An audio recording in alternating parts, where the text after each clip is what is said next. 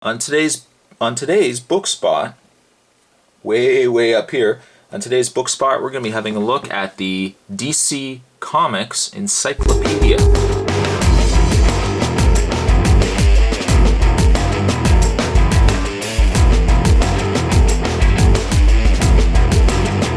This comes to us from DK Publishing, and by far one of my favorite coffee table books to look through. I've already done a review of the Marvel Encyclopedia. I figured it was only fair to do the DC as well. Now this is the very first volume, or the very first edition of the DC Universe, or DC Encyclopedia. There was a second volume that was released. Unfortunately, I have yet to pick it up. But the good thing about it is it has updated a lot of the characters. It's provided additional storylines that were missed or weren't around at the time that this guy was published. But I will pick up the second volume when I do. Maybe I will do a book spot on that as well. But for the time being, let's have a look at the DC Comics Encyclopedia. One thing of notice, I don't know if you guys can see that or not. What you'll notice is very similar to the Marvel Universe or Marvel Encyclopedia. It's about $50 in Canada, $40 in the US. So unless you guys can find it at a pretty good price, it is a bit expensive, unfortunately.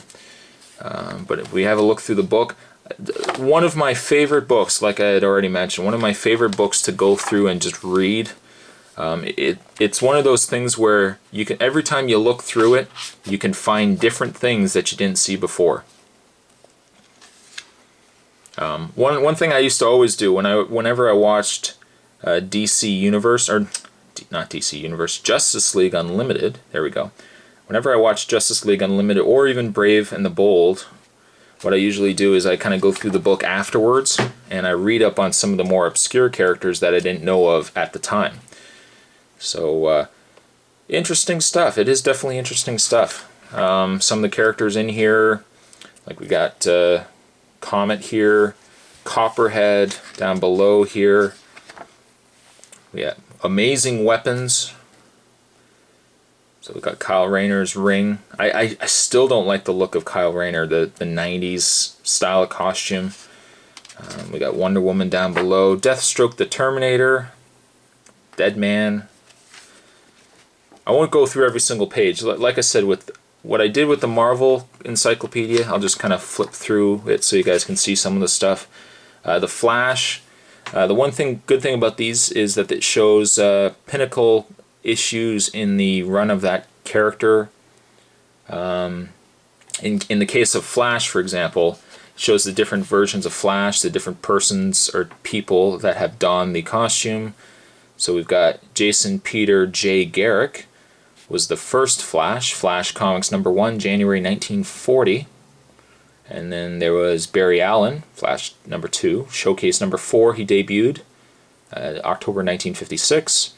And then the very last Flash, or what would be the last Flash according to this issue, was Wally West, which debuted as Kid Flash, Flash first series #110, January 1960, and as the Flash, Crisis on Infinite Earths #12.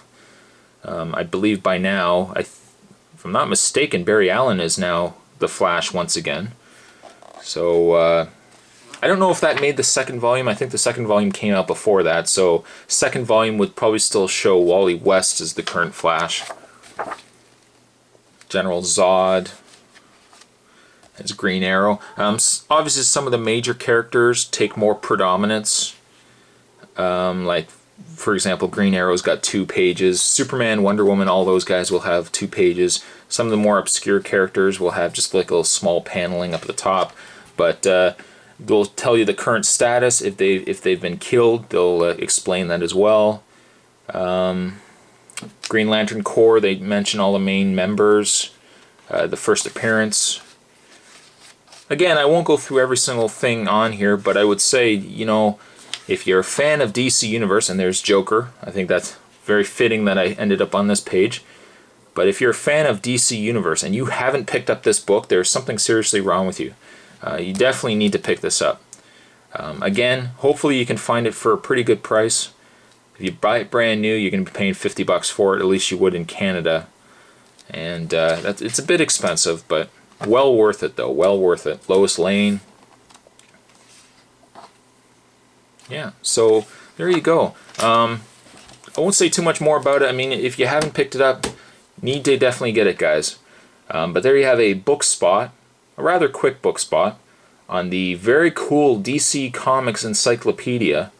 At least this is the DC Comics Encyclopedia Volume 1. Hope you guys enjoyed it. Definitely say pick it up. And I'll see you guys next time.